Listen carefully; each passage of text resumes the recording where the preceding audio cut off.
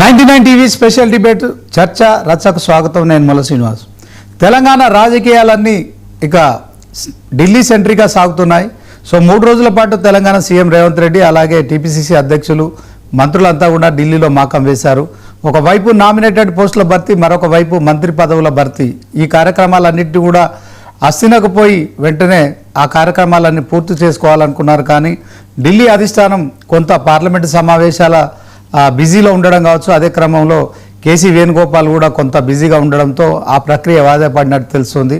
అయితే మరి మరో 10 ఏళ్ళు నేనే సీఎంగా ఉంటానని తెలంగాణ సీఎం రేవంత్ రెడ్డి చెప్పడాన్ని ఢిల్లీలో అధిష్టానం కొంత ఆ అంశాన్ని కూడా మరి మందలించినట్లు తెలుస్తోంది. సో పార్టీ ఫస్ట్, తర్వాత నేషన్ ఫస్ట్, పార్టీ సెకండ్ అని బీజేపీ ఎట్లా అయితే నినాదం ఉందో అదే క్రమంలో కాంగ్రెస్ కూడా ఇప్పుడు వ్యక్తులు కాదు పార్టీ ముఖ్యమని చెప్పినట్టు తెలుస్తుంది. సో కొంత రేవంత్ ఆ అంశంలో మరి కొంత నిరుత్సాహంగా ఉన్నట్టు తెలుస్తుంది. తాను అనుకున్న నామినేటెడ్ పోస్టుల భర్తీ అంశం కావచ్చు, అదే క్రమంలో మంత్రి పదవుల భర్తీ అంశం కావచ్చు, సో అవి పెండింగ్ పెట్టారు. సో కొంత గ్యాప్ మళ్ళీ పెరుగుతోంది. ఇటు సీనియర్లంతా కూడా రేవంత్ రెడ్డిపై అక్కడ అధిష్టానానికి ఫిర్యాదులు చేస్తున్నారు. ఓవరాల్గా సీఎంను మార్చుతారేమో అనే ప్రచారం కూడా మరొక వైపు జరుగుతున్న నేపథ్యంలో సో మొత్తానికి బీజేపీ పార్టీనే కాంగ్రెస్ కూడా ఫాలో అవుతున్నట్టు తెలుస్తుంది. ఎందుకంటే బీజేపీ కూడా నేషన్ ఫస్ట్, పార్టీ నెక్స్ట్ అనే ఒక సిద్ధాంత భావజాలంతో ఉంటుంది కనుక మరి రేవంత్ రెడ్డి కూడా కొంత బీజేపీకి దగ్గర అవుతున్నారనే ప్రచారం కూడా జరుగుతుంది. అదే క్రమంలో నరేంద్ర మోడీ గారు కూడా రాష్ట్రానికి వచ్చిన సందర్భంలో హమ్ సాత్ జోడో అని ఆహ్వానించడం కావచ్చు, మరొక వైపు మరొకప్పుడు ఆయన ఆర్ఎస్ఎస్ కార్యకర్తగా పనిచేసిన భావజాలం కావచ్చు, ఒకవైపు మరి కేంద్రంలో పెద్దన్నను బడే బాయ్ అని సంబోధిస్తామని చెప్పడం కావచ్చు, ఇట్లాంటి అన్ని అంశాల్లో కూడా మరి రేవంత్ ఇటు కాంగ్రెస్ అధిష్టానంతో అదే క్రమంలో బీజేపీతో కూడా రెండింటిని కూడా 2 పట్టాలుగా సమాంతరంగా మరి చూస్తున్నాడనే ప్రచారం జరుగుతున్న నేపథ్యంలో ఖచ్చితంగా మరి కేంద్రం నుంచి రావాల్సిన నిధులు, అభివృద్ధి అంశంలో కేంద్రం ఢిల్లీలోని కాంగ్రెస్ అధిష్టానాన్ని కలుసు, అదే క్రమంలో కేంద్ర మంత్రులను కలుసు కూడా రాష్ట్ర ప్రయోజనాల కోసమే అని చెప్తున్న నేపథ్యంలో రేవంత్ వ్యవహార శైలి మొదటి నుంచి కొంత అనుమానంగా ఉంటుందనే సోషల్ మీడియాలో ప్రచారం జరుగుతున్న నేపథ్యంలో అసలు రేవంత్ ముఖ్యమంత్రిగా మరి కొనసాగిస్తారా, మార్చుతారా అనే చర్చ కూడా జరుగుతున్న సందర్భంలో సో మరి రేవంత్కు మొట్టమొదటిసారి ఢిల్లీలో కొంత మరి ఇదేదైతే ఉందో నామినేటెడ్ పోస్టుల భర్తీ అంశంలో కావచ్చు, తర్వాత సీఎంకి తెలియకుండానే ఆ అంశంలో నామినేటెడ్ పోస్టులు భర్తీ చేస్తున్నారనే ప్రచారం జరుగుతున్న నేపథ్యంలో ఈ అంశంపై ఈరోజు మనం చర్చ చేస్తున్నాము. ఈ చర్చలో మనతో పాల్గొంటున్నారు రాణి రుద్రమ్మ గారు, బీజేపీ నాయకులు, మన్నెం కోటేశ్వరరావు గారు, పొలిటికల్ అనలిస్టు, బొల్లం మల్లయ్య యాదవ్ గారు, బీఆర్ఎస్ మాజీ ఎమ్మెల్యే, ఇక డాక్టర్ శివకుమార్ లాల్ గారు, కాంగ్రెస్ నాయకులు. ముందుగా మన్నెం కోటేశ్వరరావు గారితో మాట్లాడదాం. పొలిటికల్ అనలిస్ట్గా రాష్ట్రంలో జరుగుతున్న తాజా పరిణామాలపై కావచ్చు, అదే క్రమంలో మరి ఈ కొంత సీఎం రేవంత్కు అదే క్రమంలో కాంగ్రెస్ అధిష్టానానికి కూడా కొంత గ్యాప్ వచ్చింది. సో బీజేపీతో అంటగాగుతున్నాడనే కొంత ప్రచారం కూడా జరుగుతున్న నేపథ్యంలో మన్నెం కోటేశ్వరరావు గారు ఏం చెప్తారు? బీజేపీకి అంటకాగుతున్నారంటే రేవంత్ రెడ్డి గారు బీజేపీతో చేరబోతున్నారా అనేటువంటి ప్రశ్న వేసుకోవాల్సి వస్తుంది. ఒకవేళ రేవంత్ రెడ్డి గారు బీజేపీలో చేరితే మరి రాణి రుద్రమ్మ లాంటి వాళ్ళు బీజేపీలో కొనసాగుతారా? ఎందుకు అంటే ఇప్పటి వరకు రేవంత్ రెడ్డి గారి మీద బీజేపీ ధ్వజమెత్తుతా ఉంది, లేదా రేవంత్ రెడ్డి గారి పనితీరుని విమర్శిస్తూ ఉంది. ప్రస్తుతానికి అయితే ఇవన్నీ కూడా ఊహాజనితమే. అయితే రాజకీయాలు ఏదైనా జరిగేందుకు అవకాశం ఉంది. చూసాం మనం, తృణమూల్ కాంగ్రెస్ నాయకుడిగా ఉన్నటువంటి సువేత్ అధికారి తీసుకొచ్చి పశ్చిమ బెంగాల్ సీఎంగా చేశారు బీజేపీ వాళ్ళు. అదేవిధంగా కాంగ్రెస్ నాయకుడిగా ఉన్నటువంటి హిమంత బిశ్వ శర్మను తీసుకొచ్చి 1కి 2 సార్లు ముఖ్యమంత్రిగా చేశారు. అందువలన బీజేపీ తనకు ఎవరు ఉపయోగపడతారనుకుంటే అలాంటి వాళ్ళని సహజంగానే అందరెక్కిస్తుంది. అందులో ఏమీ అనుమానం ఏమీ లేదు. ఈ నేపథ్యంలో చూసినప్పుడు తెలంగాణలో జరుగుతున్నటువంటి పరిణామాలు ఇవన్నీ కూడా చూసినప్పుడు మిగతా రాష్ట్రాల్లో బీజేపీ అనేటువంటిది బెంగాల్లో కానీ లేకపోతే అస్సాంలో కానీ అది డామినెంట్ పొజిషన్ లో ఉన్నది కనుక అది ఇష్టం వచ్చినట్టు చేయగలిగింది. కానీ ఇక్కడ బీజేపీకి అటువంటి డామినెంట్ పొజిషన్ ఇప్పటికైతే లేదు. ఎన్నికల సంఖ్య రీత్యా చూసినప్పుడు మరి 2029 చివరిలో జరగాల్సినటువంటి ఎన్నికల్లో అటువంటి స్థితి వస్తుందా రాదా అనేటువంటిది మనం ఇప్పుడే చెప్పలేము. ఎందుకు అంటే చెరువులో గేదెను పెట్టి ఊళ్ళో బేరం చేసినట్టుగా ఇంకా 2 సంవత్సరాలకు పైగా ఎన్నికల వ్యవధించిన సమయంలో ఇప్పుడు మనం దాని గురించి చెప్పుకోవడం కొంచెం అతిశయోక్తి అవుతుంది అనేది నా అభిప్రాయం. రెండోది, రేవంత్ రెడ్డి గారిని అధిష్టానం మారుస్తుందా అనేటువంటిది ఒక ప్రశ్న. మార్చాల్సినటువంటి అవసరం ఇప్పుడు ఏమైనా ఉన్నదా అనేటువంటిది మరొక ప్రశ్న. ఇవాళ మన జగ్గారెడ్డి గారు రేవంత్ రెడ్డి రేసులో ఉత్తమ్ కుమార్ రెడ్డి గారు ఉన్నట్టుగా ఆయన చెప్పారు. ఉత్తమ్ కుమార్ రెడ్డి గారు ఆ రేసులో ఉన్నట్లు చెప్పడం ఇవాళ కొత్త కాదు. ఇంతకు ముందే ఆయన పేరు రేవంత్ రెడ్డి గారిని ఎంపిక చేసే సమయంలోనే ఆయన పేరు కూడా వచ్చింది. అటువంటి సామర్థ్యం ఆయనకు లేదు అని అధిష్టాన వర్గం పరిగణించి రేవంత్ రెడ్డి గారికి అటువంటిది ఇచ్చింది.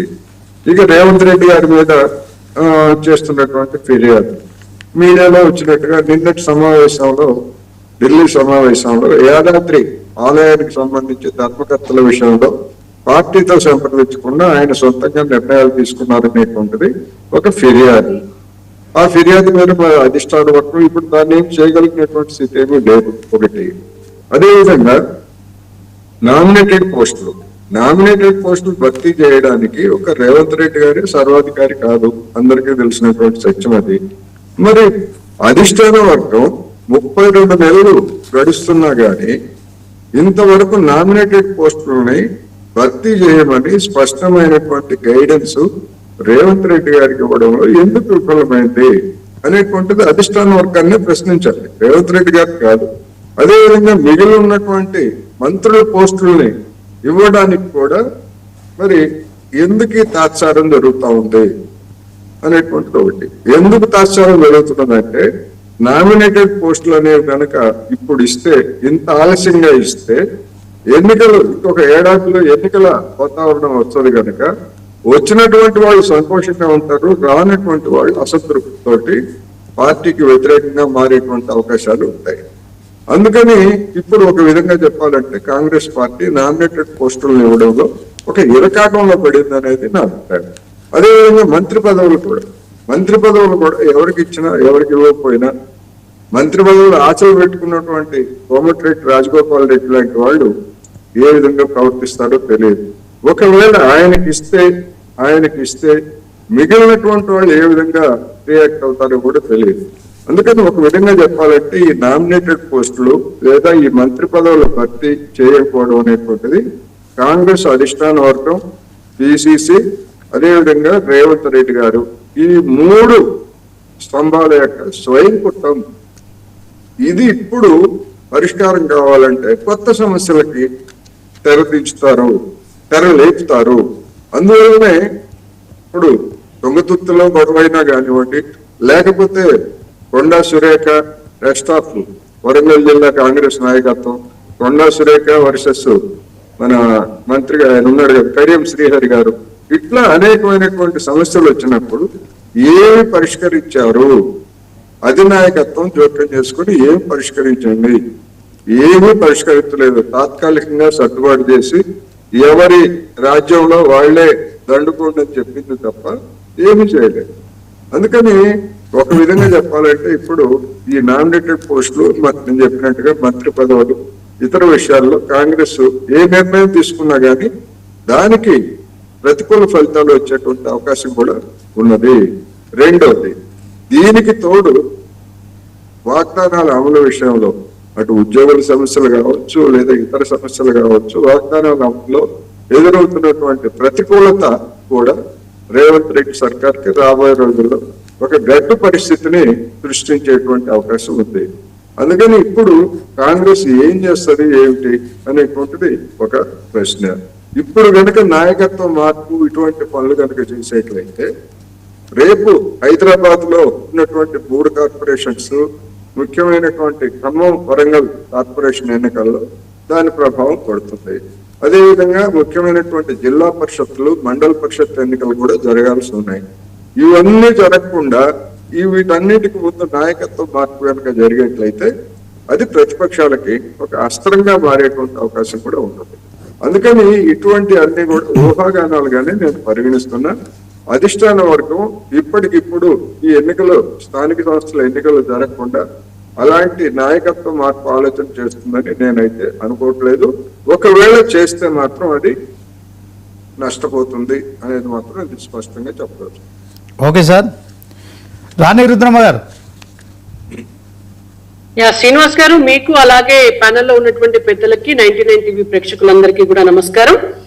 ఫస్టే కోటేశ్వరరావు గారు నాకు ఒక క్వశ్చన్ వేశారు. రేవంత్ రెడ్డి గారు బీజేపీలోకి వస్తే రాణి రుద్రమ్మ లాంటి వాళ్ళు బీజేపీలో ఉంటారా అని. అయితే ఒకటి సార్, ఇది హైపోథెటికల్ క్వశ్చన్. నిజంగానే వారు వస్తారా, అసలు వచ్చే అవసరం వారికి ఉందా, తీసుకునేటువంటి అవసరం భారతీయ జనతా పార్టీకి ఉందా, ఇవన్నీ కూడా స్పెక్యులేషన్సే. కాబట్టి నిజంగా వారు వస్తే డెఫినెట్ గా వచ్చిన రోజు అది మనము డిస్కస్ చేసుకోవాల్సినటువంటి అంశమే.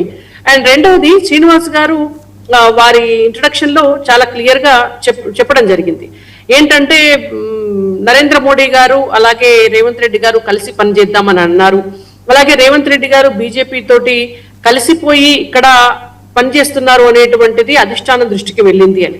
ఈ విషయంలో నేను ఒక క్లారిటీ ఇవ్వదలుచుకున్నాను. ఏంటి అనంటే, ఎక్కడైనా కూడా రాష్ట్ర ప్రభుత్వము కేంద్ర ప్రభుత్వము ఒక సహృద్భావ వాతావరణంలో కలిసి పనిచేస్తే డెఫినెట్ గా రాష్ట్రానికి రావాల్సినటువంటి నిధులను తెచ్చుకునేటువంటి అవకాశం ఉంటుంది. ఎక్కడ కూడా ఘర్షణ వాతావరణం లేకుండా సాఫీగా ప్రతి నిర్ణయాన్ని కూడా తీసుకునేటువంటి అవకాశం ఉంటుంది. దానివల్ల తెలంగాణ రాష్ట్రంలో ఉన్నటువంటి ప్రజలందరికీ కూడా అభివృద్ధి ఫలితాలు అనేటువంటివి దక్కుతాయి.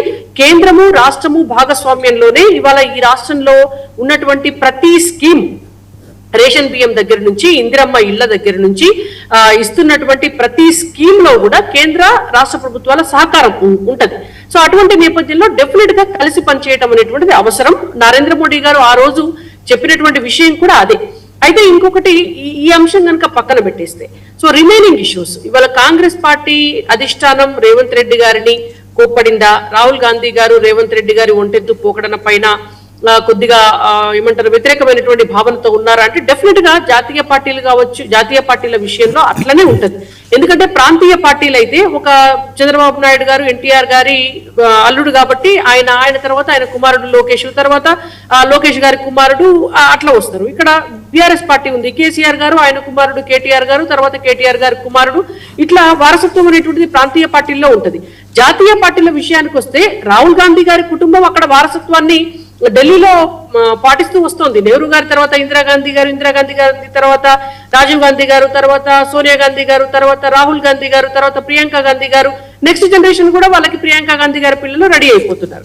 కానీ రాష్ట్రాల విషయానికి వచ్చినప్పుడు వాళ్ళు ఒక్క పర్సన్ ని, ఒక ఫ్యామిలీని ఇక్కడ రూల్ చేసేటటువంటి పరిస్థితి వాళ్ళు ఎలా చేయరు. ఎందుకంటే వాళ్ళు అక్కడ ఉన్నారు కాబట్టి వాళ్ళకి తెలుసు అది ఒకవేళ ఇక్కడ ఒకే కుటుంబం చేతిలో ఇస్తే పెత్తనం అనేటువంటిది ఒక చోటే ఉండిపోతుంది అని.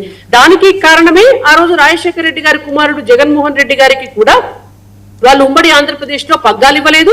పైపెచ్చు అది ఎంత పెద్ద ఘర్షణకు దారి తీసినా సరే జగన్ గారు వెళ్ళిపోయినా పర్వాలేదు అనుకున్నారే తప్ప వారికి రాజశేఖర రెడ్డి గారి తర్వాత పగ్గాలు ఇవ్వడం అనేటువంటిది మనం చూడలేదు.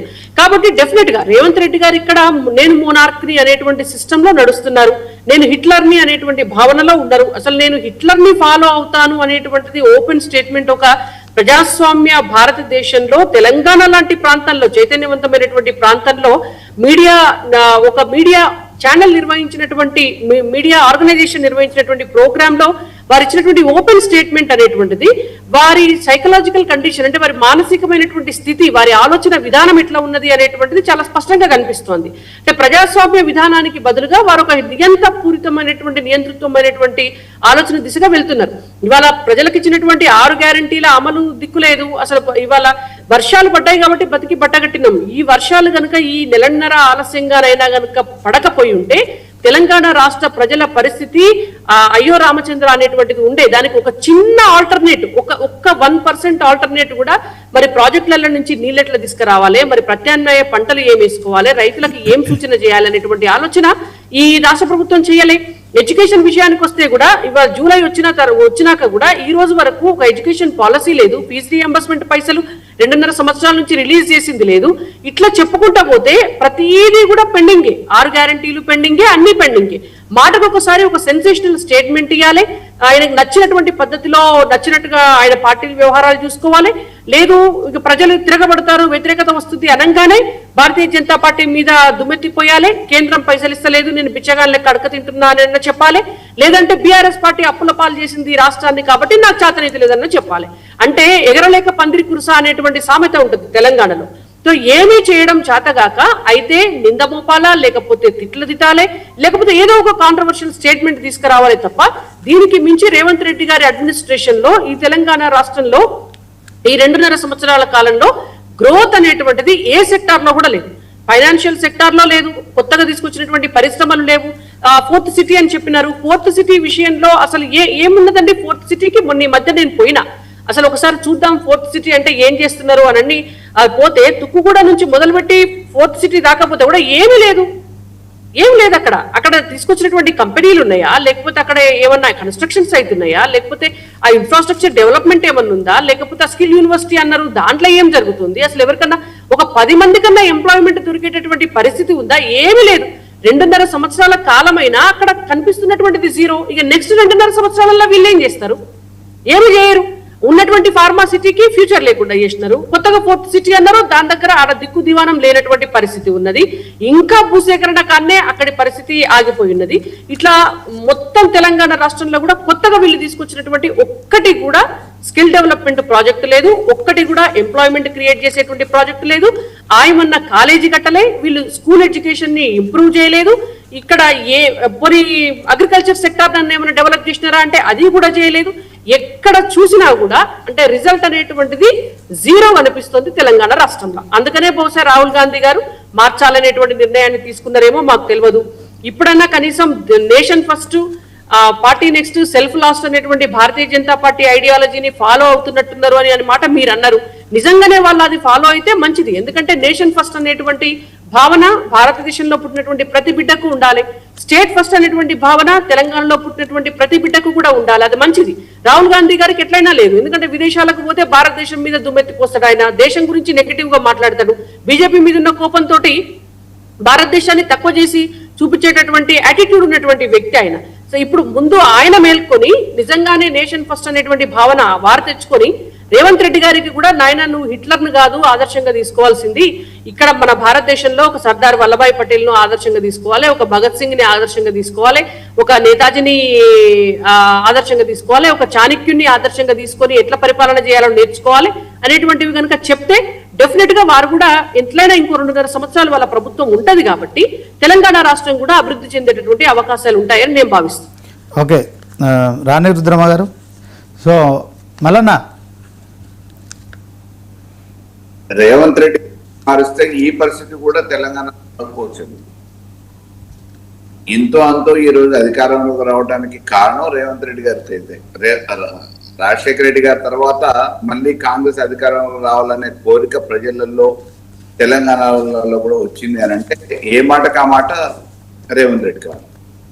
ఈరోజు ఆర్థిక పరిస్థితి అని కానీ ఇంకో కారణం అని కానీ ఏ కారణమైనా ఆయనకి అనుభవం లేకపోవటమో అవగాహన లేకపోవడంతోనో రాష్ట్రాన్ని ఈ 3 సంవత్సరాలు నడిపేయగలిగిందంటే ఎంతో మంచుకో చెడుకో రేవంత్ రెడ్డి వల్ల సాధ్యమైందేమో కానీ రేపు ఎవరిని మార్చినా మరుసటి రోజు ఈ రాష్ట్ర పరిస్థితి ఆగమ్య గోచరంగా తయారవుతుంది. కాబట్టి ఇప్పుడున్న సిచ్యువేషన్లలో వాళ్ళ పార్టీ కార్యకర్తలు కోరుకుంటున్నారు, వాళ్ళ పార్టీ యంత్రాంగం కోరుకుంటుంది. ఆయన కూడా ఉండాలనే బలమైన కోరిక ఆయనకు ఉంది కాబట్టి డెఫినెట్ గా ఆయన కాకుండా ఇంకొకళ్ళు మారుతారు అని చెప్పేసి మేము భావించట్లేదు. ఇప్పుడున్న పరిస్థితులలో ఎవరున్నా మాకే పెద్ద వచ్చే నష్టం ఏమి లేదు. రాష్ట్రాన్ని ఈరోజు ఆర్థిక పరిస్థితి పరంగా కానీ ఏ రంగాన్ని కూడా పెట్టే పరిస్థితులలో వాళ్ళకి అవగాహన లేదు. ఎంతసేపు వాళ్ళ ఆలోచన అంతా అవినీతి, అవకాశాలు ఎక్కడ ఉన్నాయి, దొడ్డిదారిన డబ్బులు సంపాదించుకోవడానికి, ఆస్తులు కూడా పెట్టుకోవడానికి అనే ఆలోచన ఒక కాంగ్రెస్ నాయకులు ఇప్పుడు ఉన్న వాళ్ళకు ఉన్న తప్ప ఎంతసేపు ఈ ప్రజాసేవ చేద్దామనో ఈ రాష్ట్రాన్ని బాగు చేద్దామనో నమ్ముకొని ఓట్లేసిన ఈ ప్రజల్ని తెలంగాణ వాళ్ళని గట్టెక్కిద్దామనో ఏ రంగాన్ని కూడా అభివృద్ధి చేద్దామనే ఆలోచన ఉన్న క్యాబినెట్ లో ఉన్న మంత్రులకు లేదు, ముఖ్యమంత్రి గారికి అవగాహన లేదు. ఇంకా ఈయనని తీసి ఇంకెవరినో పెడతారు అని అంటే ఈ మాత్రం కూడా ఆయనకో భయానికో రేవంత్ రెడ్డి హిట్లర్ అని చెప్పుకున్నా, వాళ్ళ వీళ్ళ మీద అక్రమంగా కేసులు పెట్టినా, ఎవరు మాట్లాడితే వాళ్ళని అక్రమంగా జైళ్ల పాలు చేసినా, బెత్తం భయంతోనో, నోటు భయంతోనో, తుప్పిర్ల భయంతోనో ఏదో మొత్తానికైతే రాష్ట్రాన్ని నడిపేయగలుగుతున్నాం. కానీ పెడితే ఈ పరిస్థితి కూడా ఉండకపోవచ్చు అనేది నా భావన. ఆయన ఉంటే కూడా ఈ రాష్ట్రం వాస్తవానికి ఎందుకు ఓట్లేసినవా అని చెప్పి నెత్తినోరు బాదుకునే పరిస్థితికి వచ్చేసింది. ఈ 5 సంవత్సరాలలో దాదాపు 3 సంవత్సరాలు గడిచిపోయినాయి. ఈ 2 సంవత్సరాలు ఎప్పుడు గడుస్తాయా, ఎప్పుడు అయిపోతాయా అని చెప్పేసి ప్రజలందరూ ఎదురు చూస్తున్న తరుణంలో ఆయన బీజేపీని మామూలుగా బెదిరిస్తూనే ఉన్నాడు. ఒకవేళ మీరేమన్నా నన్ను గదిలిస్తే మోడీ గారు ఆశీస్సులు ఉండే, మోడీ గారు నాకేం కొత్త కాదు, నేను నా విద్యాభ్యాసం ఏడ మొదలుపెట్టిన, బీజేపీలో మొదలుపెట్టిన ఏబీపీ కార్యకర్తగా నా విద్యాభ్యాసం ఇప్పుడు కాలేజీలో ఈడ ఉన్నా, రేపు పీజీకి ఇంకో కాడికి పోతా అని చెప్పేసి అని అంటున్నాడు. పీజీ మళ్ళా మోడీ గారి పాఠశాలనే జాయిన్ కావచ్చు. కాబట్టి ఆయన ఆ రకంగా కూడా ఢిల్లీని అధిష్టానాన్ని గుప్పిట్లో పెట్టుకొని బెదిరించి నన్ను మారిస్తే రాష్ట్రంలో ఇక ప్రభుత్వమే ఉండదు అనే దశకు తీసుకొచ్చింది. కాబట్టి డెఫినెట్ గా ఇప్పుడు అధిష్టానం ఎదుటోళ్ళని తృప్తిపరచడానికి ఏమైనా మాట్లాడితే చలో దేకింగే కల్నై పర్సన్తో దేకింగే అంబి బహుత్ నారాజా అని చెప్పేసి మాటల తృప్తి కోసం పెదవి మీద మాట్లాడుతున్నారేమో కానీ వాస్తవం అయితే ఆయనని దాదాపుగా మాకు తెలిసినంత వరకు మార్చకపోవచ్చు అనే భావిస్తున్నాం. అంటే మల్లన్న గారు ఇప్పుడు మొదట్లో ఆయన ఢిల్లీకి వెళ్ళినప్పుడు మాట్లాడిన కామెంట్స్ మనం విన్నాం. ఎందుకంటే ఢిల్లీకి వెళ్తే చెప్పుల దొంగను చూసినట్టు చూస్తున్నారని మాట్లాడారు. ఈ మధ్య కాలంలో మాత్రం ఢిల్లీ నుంచి కొంచెం సహాయ సహకారాలు అందుతున్నాయని చెప్పి మాట్లాడడం, అంటే పాజిటివ్ కోణంగా ఆయన మాట్లాడుతున్నారు. ఒక పాజిటివిటీ ఉంది సెంట్రల్ నుంచి అని చెప్పి. అదే క్రమంలో ఆయన మొదటి నుంచి బడే బాయ్ చోటబాయ్ అన్న దగ్గర నుంచి కావచ్చు, మొన్న నరేంద్ర మోడీ గారు వచ్చి హమ్ సాత్ జోడో అని చెప్పి మాట్లాడడం కావచ్చు. సరే మీరు అన్నట్టు ఆయన ప్లాన్ ఏ ప్లాన్ బిలో ఉండొచ్చు, కానీ బీజేపీ కాంగ్రెస్లు ఒకటవుతాయా? దాంట్లో రేవంత్ టార్గెట్గా మరి రాజకీయాలు నడుస్తున్నాయా? బీజేపీ అధిష్టానం కూడా మరి ఇప్పటి వరకు కొంత ఉన్న వర్గ పౌర అంశంలో కావచ్చు, తర్వాత తెలంగాణలో మరి ఖచ్చితంగా మేమే అధికారంలోకి వస్తామని చెప్తున్న నేపథ్యంలో కొన్ని అనుమానాలు బలపడుతున్నాయి. అంటే బీజేపీ కాంగ్రెస్ రెండు కలిసి పనిచేస్తున్నాయనేది కూడా ప్రచారం జరుగుతుందిగా, దీనికి ఏమంటారు? పార్టీల పరంగా, జెండాల పరంగా వేరు పార్టీలైనా ప్రత్యర్థి పార్టీలుగా అని చెప్పి చెప్పుకున్న కేంద్రంలో కావాల్సిన పనులని బీజేపీ ప్రతినిధులు రేవంత్ రెడ్డి గారికి చక్కబెట్టి చేస్తున్నారు. రాష్ట్రంలో బీజేపీ కేంద్ర ప్రతినిధులకి, కేంద్ర నాయకులకు కావాల్సిన పనులని రేవంత్ రెడ్డి గారు చక్కబెట్టి చేస్తున్నారు. గివ్ అండ్ టేక్ సిస్టమ్ లో నడుస్తూ ఉంది, అందులో ఎక్కడ అనుమానం లేదు.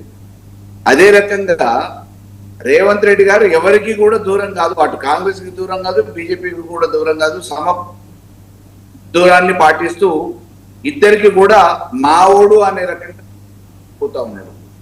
రేవంత్ రెడ్డి గారికి ఏదైనా సాధ్యమే. ఇవాళ కాంగ్రెస్ జెండా పట్టిండు, రేపు అవసరం అనుకుంటే జెండా ఫిరాయించి బీజేపీ జెండాతోనైనా నేను రాష్ట్రంలో ముఖ్యమంత్రిగా కొనసాగుతా, 2034 వరకు నేనే ముఖ్యమంత్రిని అని చెప్పేసి ఎంతైతే గట్టిగా చెప్తున్నాడో 2034 వరకు మేము గ్యారంటీ ఇవ్వలేము. కానీ 2025 ఈ టర్మ్ అయ్యేంత వరకు మాత్రం జెండా ఏదైనా, పార్టీ ఏదైనా, ముఖ్యమంత్రి మాత్రం రేవంత్ రెడ్డి ఉంటాడు అనేది మాకున్న సమాచారం, మేము భావిస్తాం. రేపు ఒకవేళ ఏదైనా జరగరాని అధిష్టానం పరంగా జరిగితే ఇమ్మీడియట్ గా ప్లేట్ ఫిరాయిస్తాడు, బీజేపీ సీఎం అవుతాడు. ఓకే, అంటే మల్లన్న గారు ఇప్పుడు వాస్తవానికి ఇదంతా టార్గెట్ కేసీఆర్ బీఆర్ఎస్ పార్టీయేనా? ఎవరికి లేదు, సహచర మంత్రులు కూడా ఎవరు కూడా ఎన్నికలలో ఫెయిల్ చేస్తామనే ధైర్యం లేదు. కాబట్టి అధిష్టానం కన్నెర చేస్తే ఆశీస్సులు ఇవ్వడానికి మోడీ గారు సిద్ధంగా ఉన్నారు. ఏది ఏమైనా ఈ టర్మ్ అయిపోయేంత వరకు రేవంత్ రెడ్డి గారే ఉంటారు. రేవంత్ రెడ్డి గారు ఉండాలనే ప్రజలు కోరుకుంటున్నారు. ఎందుకంటే రాష్ట్రంలో ప్రజల్ని ఏ రకంగా చిత్రహింసలకు గురి చేయొచ్చు, హిట్లర్ పాల్గొన్న చూడని వాళ్ళు కూడా ఎట్లా చూడొచ్చు అనేది రేవంత్ రెడ్డి గారు చూపిస్తున్నారు. కాబట్టి రేవంత్ రెడ్డి గారు ఉంటేనే కాంగ్రెస్ ఇంకా దినదిన అభివృద్ధి. ఓకే మల్లన్న గారు, ఇప్పుడు టార్గెట్ కేసీఆర్ బీఆర్ఎస్ పార్టీ లక్ష్యంగానే ఇటు బీజేపీ కాంగ్రెస్ రెండు కూడా మరి ఏకమవుతున్నాయంటారా? దీంట్లో ఏం చెప్తారు? అందులో ఎక్కడ అనుమానం లేదండి. కేంద్రం వాళ్ళు ప్రాంతీయ పార్టీలు ఉండొద్దు అనేది వాళ్ళ సిద్ధాంతం. ప్రాంతీయ పార్టీని కనుమరుగు చేయాలనే ఒక లక్ష్యంతోనే అనేక రకమైన ప్రయత్నాలు అన్ని రాష్ట్రాలలో చేస్తున్నారు, మా ఒక్కటే కాదు. అదే రకంగా కాంగ్రెస్ వాళ్ళకి మొదటి నుంచి కూడా ప్రధాన శత్రువు కంట్లో నలిసి లెక్క బీఆర్ఎస్ ఉంది. కాబట్టి ఇద్దరు ఒకటై తోడు దొంగల మాదిరిగా బీఆర్ఎస్ మీద స్వైర విహారం చేయాలనేది మానసికంగా, శారీరకంగా, భౌతికంగా ఎక్కడ ఏ అవకాశం వస్తే అవకాశాలను ఉపయోగించుకొని దాడులు చేసే ప్రయత్నాలు చేస్తున్నారు. అయినా మొక్కవోని ధైర్యంతో కేసీఆర్ గారి నాయకత్వంలో బీఆర్ఎస్ పార్టీ దినదినాభివృద్ధి చెందుతుంది, ప్రజల అభిమానాన్ని చూరగొంటుంది. కాబట్టి రేపు రాబోయేది మళ్ళీ భవిష్యత్తు నిర్ణయించేది ఈ తెలంగాణ ప్రజలు. ఈ రాష్ట్రానికి ఎవరు అంటే శ్రీరామ రక్ష కేసీఆర్ అనే పరిస్థితికి రేవంత్ రెడ్డి పరిపాలనే తీసుకొచ్చింది. కాబట్టి డెఫినెట్ గా వారు ముఖ్యమంత్రిగా ఏ పార్టీ ఉన్నా ప్రభుత్వం మాత్రం రేవంత్ రెడ్డి గారిదే ఉంటది, ఉండాలని కూడా మేము కోరుకుంటున్నాం. ఓకే, కోటేశ్వరరావు గారు, 10 ఏళ్ళు నేనే సీఎం అని రేవంత్ రెడ్డి చెప్పాడని అదే కాన్ఫిడెన్స్ని కాంగ్రెస్లో నిజంగా జాతీయ పార్టీలో ఇట్లాంటి మాటలు మాట్లాడిన క్రమంలో కొంత ప్రతికూల పరిస్థితులు కూడా, అంటే ఆ వ్యక్తి పైన కొంత ఇబ్బందులు తలెత్తుతాయి, సీనియర్లు కూడా కంప్లైంట్ చేసినట్టు తెలుస్తుంది. సో ఈ 10 ఏళ్ళు నేనే సీఎం అనేది కాన్ఫిడెన్స్ అనుకోవచ్చా, ఓవర్ కాన్ఫిడెన్స్ అనుకోవచ్చా? ఎవరికి ఎట్లా అనిపిస్తే అట్లా అనుకోవచ్చు. రేవంత్ రెడ్డి గారికి లేదా ఆయన క్యాంప్ కి కాన్ఫిడెన్స్, ఆయన్ని వ్యతిరేకించి ఆయన స్థానంలో చేరాలనుకుంటున్న వాళ్ళకి ఓవర్ కాన్ఫిడెన్స్. ఇక్కడ వ్యక్తుల సమస్య కాదు, పార్టీ అనుసరించేటువంటి విధానాలు, రాష్ట్రంలో రాజకీయాల్లో వచ్చేటువంటి మార్పులు, దేశంలో వచ్చేటువంటి మార్పులు, ఈ నేపథ్యంలోనే జాతీయ పార్టీలకి రాష్ట్రాల్లో కానీ కేంద్రంలో కానీ అధికారం అనేటువంటి వస్తుంది తప్ప వ్యక్తులుగా ఉన్నంత మాత్రాన అట్లాంటిది ఏమి అలాంటిది జరగదు అనేది నేను ఈ సందర్భంగా చెప్పదలుచుకున్నాను. రెండోది, ఇప్పుడు రేవంత్ రెడ్డి గారు, ఇప్పుడు బీజేపీ ఉంది, బీజేపీలో బండి సంజయ్ గారిని అసెంబ్లీ ఎన్నికలు అయిపోయేంత వరకు కొనసాగిస్తామని చెప్పినటువంటి వాళ్ళు బీజేపీ అగ్ర నాయకులు బహిరంగంగా చెప్పారు. అయినా కానీ ఆయన్ని కొనసాగిస్తే నష్టం అని కావచ్చు, లేకపోతే ఒకవేళ ఏదన్నా పొరపాటున ఎన్నికల్లో కనుక విజయం సాధిస్తే ఆయనే ముఖ్యమంత్రి పదవికి పోటీ రావచ్చు అని చెప్పేసి మరి ఈ రాష్ట్రంలో ఉన్నటువంటి బీజేపీ నాయకులు లాబింగ్ చేసి ఆయన్ని అర్ధంతరంగా తొలగించడాన్ని మనం చూసాము. దానికి వేరే కారణాలు చెప్పుకోవచ్చు, కానీ జనానికి అందరికీ తెలుసు, వాళ్లే కదా చెప్పింది, ఆ బీజేపీ నాయకులే కదా, అధిష్టాన వర్గం కదా చెప్పింది ఎన్నికలు అయ్యేంత వరకు మార్చరు అని చెప్పారు. ఆ తర్వాత ఈటెల రాజేంద్ర గారికి మరి రాష్ట్ర అధ్యక్ష పదవి లేకపోతే ఇట్లాంటివి ఇస్తారు అనుకున్నప్పుడు అది ఏ విధంగా ఫ్లేర్ అప్ అయిందో బండి సంజయ్ గారి మధ్య, ఈటెల రాజేంద్ర గారి మధ్య మనం చూసాము. మరి అంతకు ముందు కనుక చరిత్రలోకి వెళ్తే మన హరీష్ రావు గారిని బీజేపీ అట్రాక్ట్ చేయడానికి ప్రయత్నించింది. హరీష్ రావు గారిని ప్రయత్నించినప్పుడు అప్పుడు జరిగినటువంటి చర్చ ఏంటి, నాకు ఆల్రెడీ ఇక్కడ నాయకత్వ స్థానంలో ఉన్నాను, మంత్రిగాను ఇంకో విధంగా ఉన్నాను, నాకు అంతకంటే అంటే ముఖ్యమంత్రి పదవి లేకపోతే ఆ స్థాయి పదవి నాకు ఇస్తారా లేదా అనేటువంటిది ఆయన ముందు పెడితే, ఇక్కడ ఉన్నటువంటి వాళ్ళనే మేము పోటీ పడుతున్నాం, నిన్నెక్కడ పోటీ తెచ్చుకుంటామని ఆయనకి ఇవ్వలేదు అనేటువంటిది ఒక వర్షను, లేదా డిఫరెంట్ రీజన్స్ తోటి ఆయనే వెనక్కి తగ్గాడు అనేటువంటిది ఒకటి. అందుకని ఇక్కడ ఉన్నటువంటి బీజేపీలో ఉన్నటువంటి వాళ్ళు పైకి కనిపించకపోయినప్పటికీ మామూలుగా ఉన్నటువంటి వాళ్ళు కాదు, తాము అవసరమైతే తామే చేపట్టాలనేటువంటిది ఒక బలమైనటువంటి సామాజిక తరగతికి మద్దతు ఇక్కడ బీజేపీలో ఉన్నది. అందుకని రేవంత్ రెడ్డి గారు తెచ్చుకొని పెట్టుకుంటే మరి ఇక్కడ ఉన్నటువంటి ఇప్పటి వరకు ఉన్నటువంటి వాళ్ళందరూ ఏమవుతారు, అనేకమైనటువంటి రాజకీయ మార్పులు కూడా వచ్చేటువంటి అవకాశం ఉంది. ఓకే, ఈ నేపథ్యంలో చూసినప్పుడు ఖచ్చితంగా రెండవది బీజేపీ కాంగ్రెస్ కలవడం అంటే ఒకవేళ ఏదైనా కారణాలతోటి ఈ రాష్ట్రంలో కలిస్తే అది దేశవ్యాప్త ప్రభావం చూపిస్తుంది. దేశవ్యాప్త ప్రభావం చూపిస్తే అటు కాంగ్రెస్ వాళ్ళు దాన్ని సమర్థించుకోలేరు, బీజేపీ వాళ్ళు కూడా సమర్థించుకోలేరు. మనం కాశ్మీర్ లో చూసాం, టీడీపీ పార్టీ తోటి బీజేపీ స్నేహం చేసి ఏ విధమైనటువంటి విమర్శలు ఎదుర్కొన్నదో మనం చూసాం. అటువంటిది ఒక రాష్ట్రంలో బీజేపీ కావచ్చు లేదా కాంగ్రెస్ కావచ్చు ఒక రాష్ట్రంలో భాగస్వాములుగా అయ్యేట్లయితే అది దేశ రాజకీయాల మీద దాని మీద రెండు పార్టీలకి ప్రతికూల ప్రభావం పడేటువంటి అవకాశం ఉంటుంది. కానీ ప్రాంతీయ పార్టీలతో విభేదించవచ్చు, బీజేపీ కావచ్చు కాంగ్రెస్ కావచ్చు, మళ్ళీ వాళ్ళతో కలవచ్చు. ఉదాహరణకు చంద్రబాబు నాయుడు గారు ఒక ఎన్నికల్లో తెలంగాణలో కాంగ్రెస్ ను బలపరిచారు, బీజేపీని వ్యతిరేకించారు. ఆంధ్రప్రదేశ్ రాజకీయాల్లో బీజేపీని వ్యతిరేకించారు, మళ్ళా ఆ బీజేపీనే భుజాల మీద మోస్తున్నారు. అందుకని ప్రాంతీయ పార్టీల విషయాల్లో అలాంటివి జరగవచ్చు, దానికి అవకాశం ఉంది ఖచ్చితంగా. ఇక్కడ తెలంగాణలో కూడా బీఆర్ఎస్ మీద వచ్చినటువంటి ఆరోపణ ఏంటి, తాను ఆత్మహత్య చేసుకొని పార్లమెంటరీ ఎన్నికల్లో బీజేపీని గెలిపించిందనేటువంటి విమర్శ వచ్చింది. దాని నుంచి బయటపడటానికి ఇవాళ బీఆర్ఎస్ నానా తిప్పలు పడతా ఉంది. అందుకని ఇవన్నీ చూసినప్పుడు రెండోది కవిత గారు ఇంటి గుట్టు లోకానికి ఎట్లా వెల్లడిస్తుందో ఆమె చేస్తున్నటువంటి ప్రకటనలు కూడా ఇవన్నీ ఉన్నాయి. అందుకని రీఅలైన్మెంట్ అనేటువంటిది ఇవాళ బీఆర్ఎస్ లేదా బీజేపీ నిజంగా కలవాలనుకున్నా కానీ కలిసేటువంటి పరిస్థితి కూడా లేదనేది నా అభిప్రాయం. ఎందుకంటే కేంద్రంలో మారుతున్నటువంటి పరిస్థితులు, సిజేపీ ముందుకు తెచ్చినటువంటి డిమాండ్లు, లేదా నరేంద్ర మోడీ సర్కారు వైఫల్యాలు, ఇవన్నీ కూడా చూసినప్పుడు మళ్ళా బహిరంగంగా బీఆర్ఎస్ బీజేపీ కనుక పొత్తు పెట్టుకున్నట్లయితే అది రెండు పార్టీలకు కూడా ఆత్మహత్య సదృశ్యం అయ్యేటువంటి అవకాశం ఉన్నది. అందుకని రైట్, విమర్శించుకోవచ్చు, ఆరోపించుకోవచ్చు తప్ప ఆ విధంగా కలుస్తాయని నేనైతే అనుకోవట్లేదు. రైట్. మోదీ మానియాతోని ఇప్పుడు మరి పార్టీకి సంబంధించి విజయ అవకాశాలు ఉంటున్నాయని జరుగుతున్న చర్చలో మరి రాణి రుద్రమ గారు ఏం చెప్తారు? అదే క్రమంలో రేవంత్ రెడ్డి కూడా ఇప్పుడు నరేంద్ర మోదీనే ఫాలో అవుతున్నారా, నేనే సీఎం అని చెప్పుకోవడం కావచ్చు, సో అలా అనడంలో కూడా మరి నరేంద్ర మోదీని ఆదర్శంగా తీసుకున్నారా అనే అంశం కూడా తెలుసుకుందాం. రాణి రుద్రమ గారు. శ్రీనివాస్ గారు, రేవంత్ రెడ్డి గారి లెక్క అసలు రేవంత్ రెడ్డి గారిని నరేంద్ర మోడీ గారిని పోల్చడం అనేటువంటిది నక్కకు నాగలోకానికి ఉన్నటువంటి ఆ పోలిక తగదు. సరే, ఎవరికి ఉండేటువంటి ప్రయారిటీ వారికి ఉంటది. నేను ఎవరిని తక్కువ చేయట్లేదు, ఎవరిని అగౌరవపరచట్లేదు. వీరు ముఖ్యమంత్రి, వారు ప్రధానమంత్రి.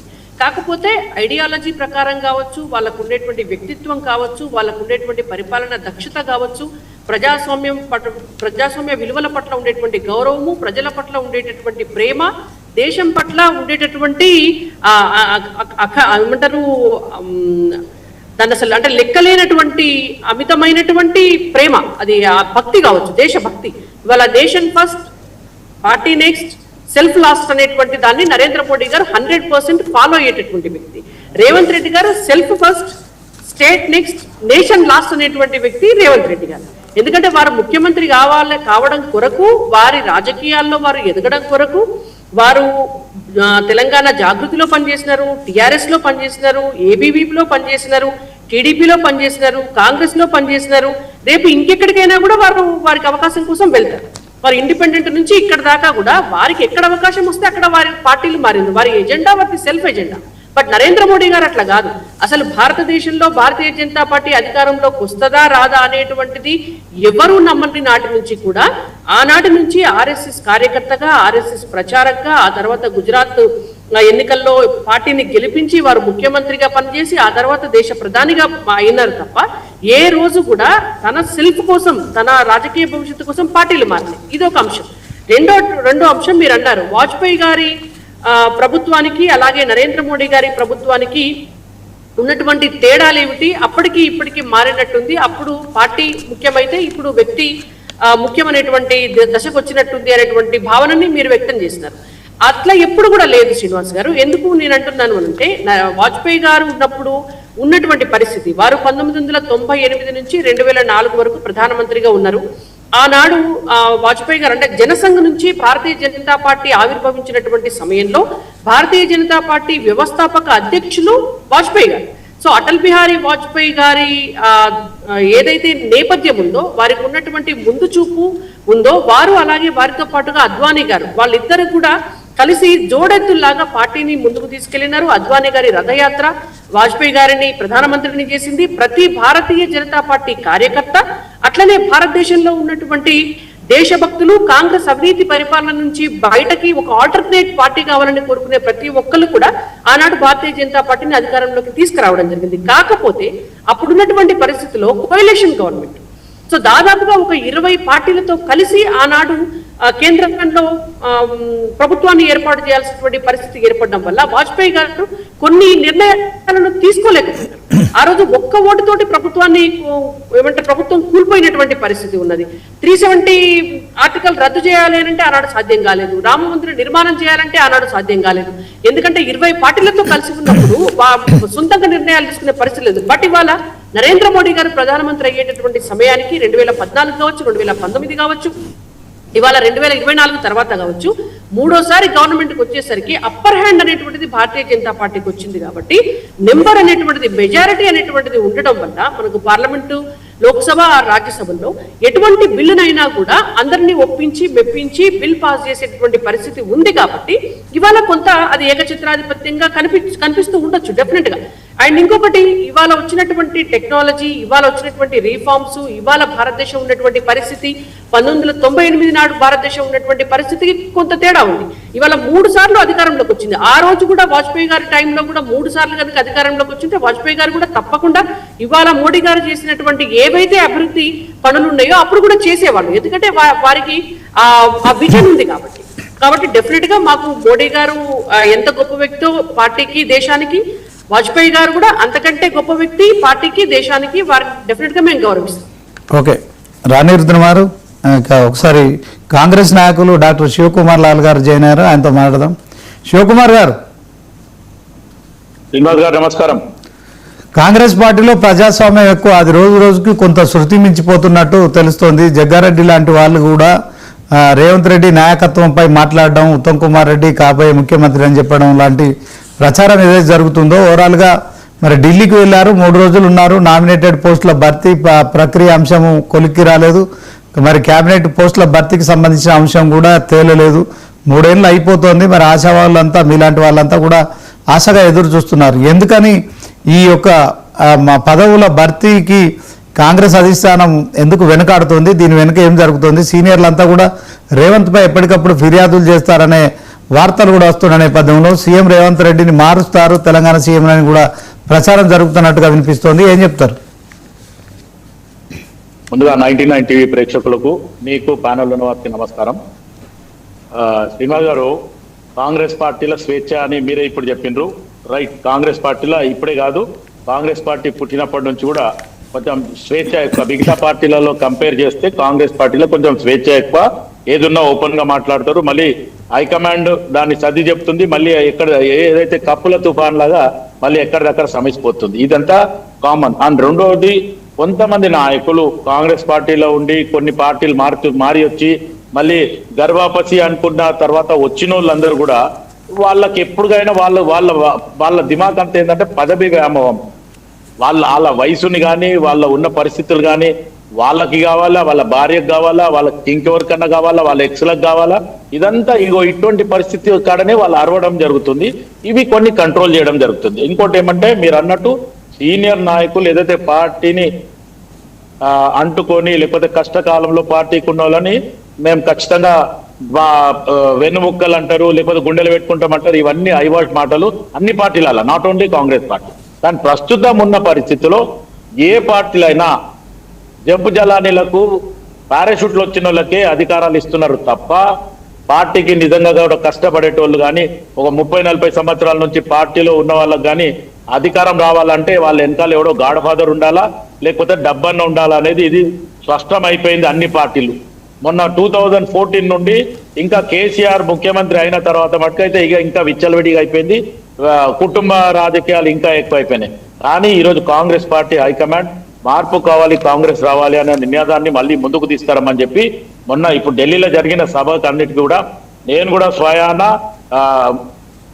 రాహుల్ గాంధీ గారు కానీ, మల్లికార్జున్ ఖర్గేకి, సోనియా గాంధీ గారికి, తర్వాత వేణుగోపాల్ గారికి, ప్రియాంక గాంధీకి, వాళ్ళకి అందరికి కూడా కాపీ టు అని చెప్పి ఈ 3 సంవత్సరాల పార్టీ ఏం జరిగింది, 10 సంవత్సరాలు వాళ్ళు ఏం చేస్తున్నారు, ఇప్పుడు ఈ 3 సంవత్సరాలు మనం ఏం చేస్తున్నాము, మనం ఎక్కడ తప్పు చేస్తున్నాం అనేది నేను స్వయాన రాయడం జరిగింది. గతంలో కూడా నేను 2004 2006 రాసినప్పుడు కూడా రాజశేఖర రెడ్డి పీరియడ్ లో కూడా నాకు అప్రిషియేషన్ లెటర్స్ ఆల్ ఇన్ఛార్జ్ అప్పట్లో ఉన్న ఇన్ఛార్జ్లతోని దిగ్విజయ్ సింగ్ కానీ, వీరప్పమొయిల్ కానీ వాళ్ళందరితోని ప్లస్ సోనియా గాంధీ గారితో కూడా ప్రశంస లెటర్లు నా దగ్గర వచ్చినాయి, నా దగ్గర ఇప్పటికి కూడా ఉన్నాయి. అదే కాకుండా సేమ్ దాన్నే పార్టీని ఏదంటే మెరిట్స్ అండ్ డిమెరిట్స్ నే ప్రతిసారి నేను రాస్తుంటాను. మన ప్రభుత్వం అయినా సరే, ఆపోజిట్ ప్రభుత్వం అయినా సరే అనే రకంగా రాయడం జరిగింది. నాతో పాటు కొంతమంది ప్రభుత్వం సజావుగా జరగాలని మేధావులు కానీ, లేకపోతే విశ్లేషకులు కానీ చాలా మంది హైకమాండ్ కు లెటర్లు వచ్చినాయని చెప్పి నాకు గుడ్ ఇన్ఫర్మేషన్ ఉంది.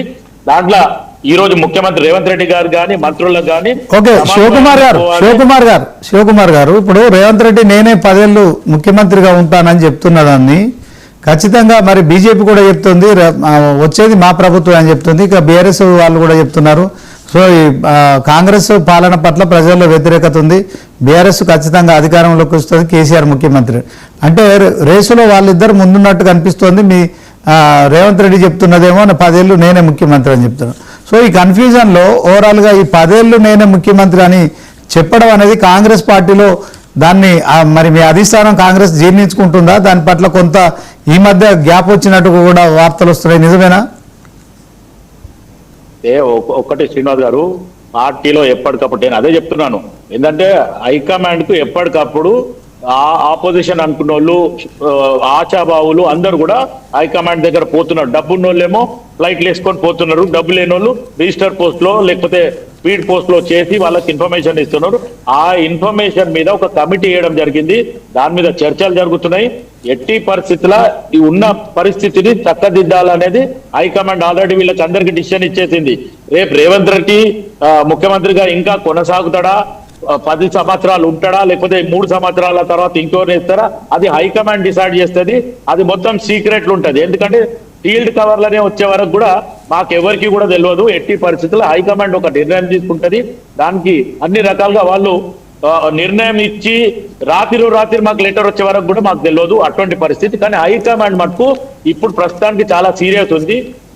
ఇంతకుముందు రాణి కుమిదిన్ గారు రాణి రుద్రమాదేవి గారు చెప్పినట్టు ఏంటంటే బీజేపీ ప్రభుత్వం, నరేంద్ర మోదీ ప్రభుత్వం ఇప్పుడు నరేంద్ర మోదీ ప్రభుత్వం కాదు, అది మొత్తానికి దేశం కోసం ధర్మం కోసం అనే నినాదమే పోయింది. శివకుమార్ గారు ఒక మాట శివకుమార్ గారు, వాస్తవానికి ఢిల్లీలో చర్చలు జరిగాయా? ముఖ్యమంత్రి మార్పు అంశం కావచ్చు, కొంత నామినేటెడ్ పోస్టుల భర్తీ కావచ్చు, మంత్రి పదవుల భర్తీ, అందుకే జాప్యం అవుతుందా? నిజంగానే సీరియస్ గా కాంగ్రెస్ అధిష్టానం ఉందా తెలంగాణ కాంగ్రెస్ మీద? కాంగ్రెస్ పార్టీ తెలంగాణలో మనం ప్రజలకి మేనిఫెస్టోలో ఏం పెట్టినామో ఏంది అనేది ఒక తులం బంగారం రోజు తులం బంగారం ఇవ్వకపోవచ్చు శ్రీనివాస్ గారు. ఆ తులం బంగారం కూడా నేను గతంలో చాలా డిబేట్లలో నేను చెప్పడం లేదు. తులం బంగారము గతంలో కేసీఆర్ దళితుడిని ముఖ్యమంత్రి చేస్తాను ఎట్లా మారిపోయిందో ఈ తులం బంగారం ఒకటి పోతుంది. ఎందుకంటే మేనిఫెస్టోలో పెట్టినప్పుడు 38,000, 40,000, 50,000 రూపాయలు ఉంది.